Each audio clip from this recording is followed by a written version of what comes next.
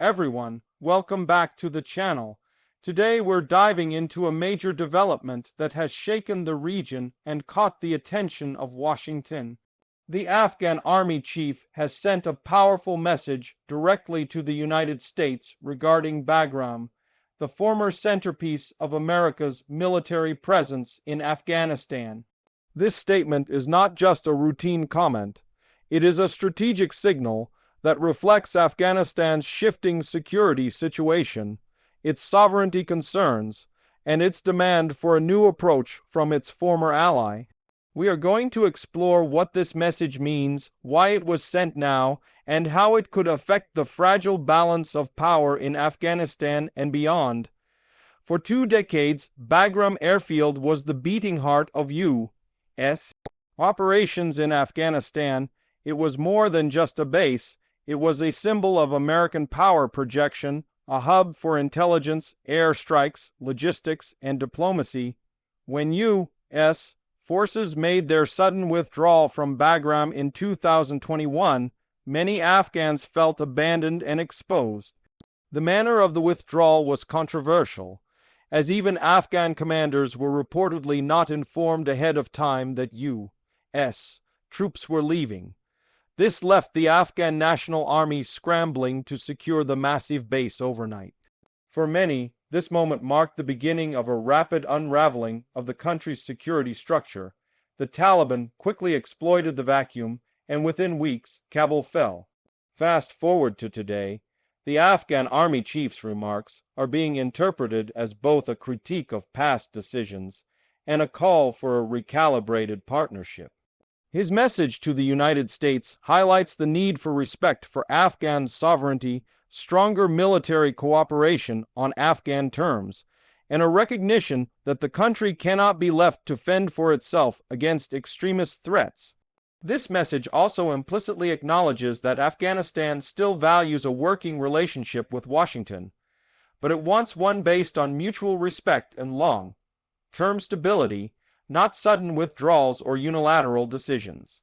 The Afghan military leadership understands the importance of security infrastructure like Bagram.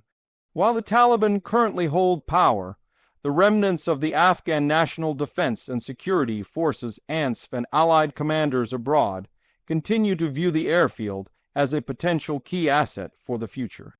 Control over Bagram means control over air operations, surveillance, and logistics, a factor that could become decisive in any future political or military struggle. The Army Chief's statement seems designed to remind the U.S. that its decisions have long-lasting consequences and that Afghanistan's security architecture should not be treated as an afterthought. At the heart of this issue lies a question of trust.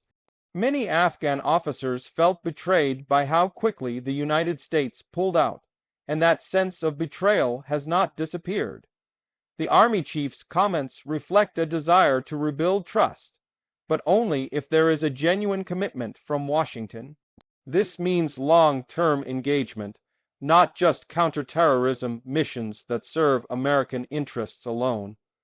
It means helping rebuild the Afghan armed forces, supporting intelligence sharing, and ensuring that Afghanistan does not once again become a safe haven for global terrorist networks. The United States, for its part, faces a dilemma. Engaging too deeply risks angering the Taliban, who may view renewed cooperation with the Afghan army remnants as a hostile move.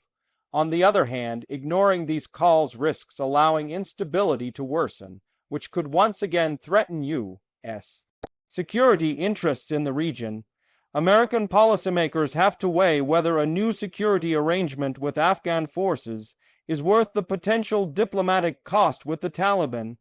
The Army Chief's message puts Washington on notice. Afghanistan still matters, and inaction is not a neutral stance, it has consequences. Regional players are also watching this development very closely. Pakistan, Iran, China, and Russia all have stakes in Afghanistan's future, and none of them want a renewed American military footprint so close to their borders. At the same time, they do not want chaos spilling over either. This is why the Army Chief's statement could be seen as an attempt to balance internal Afghan needs with regional sensitivities. By sending a message rather than making a concrete move, he is signaling a willingness to talk, negotiate, and find common ground, but also warning that Afghanistan cannot remain isolated. Bagram itself has symbolic weight far beyond its runways and hangars. For Afghans who fought alongside U.S. forces, it represents sacrifice, cooperation, and hope for a secure Afghanistan. For the Taliban, it was a trophy, a physical reminder that they outlasted the world's most powerful military. For Washington, it has become a reminder of the costs of long wars and the challenges of nation building. The Army Chief's decision to bring Bagram back into the conversation forces everyone to revisit these memories and think about what comes next. There is also a psychological element to this message. By speaking publicly, the Afghan Army Chief is attempting to rally both domestic and international attention. He is speaking to ordinary Afghans, reminding them that the army still exists, that their security still matters, and that Afghanistan will not simply vanish from the global stage. He is also speaking to Afghan diaspora communities, many of whom have lobbied Western governments to stay engaged. By framing his message in strong terms, he is inviting Washington to respond and perhaps to re-engage in a way that is politically sustainable. One of the most striking parts of this story is the timing.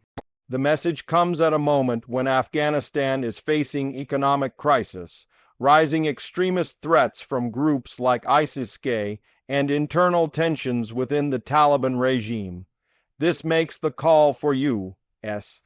support even more urgent, as instability could spill over into neighboring countries and create a new wave of migration and violence. The Army Chief seems to be saying that Afghanistan cannot afford another collapse, not just militarily, but socially and economically. For viewers who have followed Afghanistan for years, this development might feel like history repeating itself. The country has been at the center of great power competition for decades, and every time foreign powers disengage too quickly, Afghanistan suffers. This is why the Army Chief's message should not be dismissed as political theater. It is a reminder that Afghanistan's security challenges are not going away, and that ignoring them now could create a bigger crisis later. Washington's response will be critical.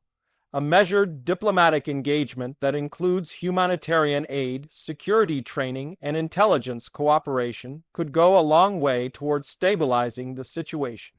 On the other hand, a dismissive or delayed response could embolden extremist groups and weaken any pro-Western elements left in Afghanistan. The next few months will be key to watching how this plays out. In conclusion, the Afghan Army Chief's message to the United States over Bagram is more than just a statement. It is a call for renewed dialogue, respect, and partnership. It is a reminder that Afghanistan still needs international support, that its security challenges are global security challenges, and that abandoning it entirely is not an option without serious consequences. The future of Bagram may still be uncertain, but what is clear is that Afghanistan's leaders are not ready to give up on the idea of a sovereign, stable, and secure nation, and they are willing to speak out to make sure the world does not forget them.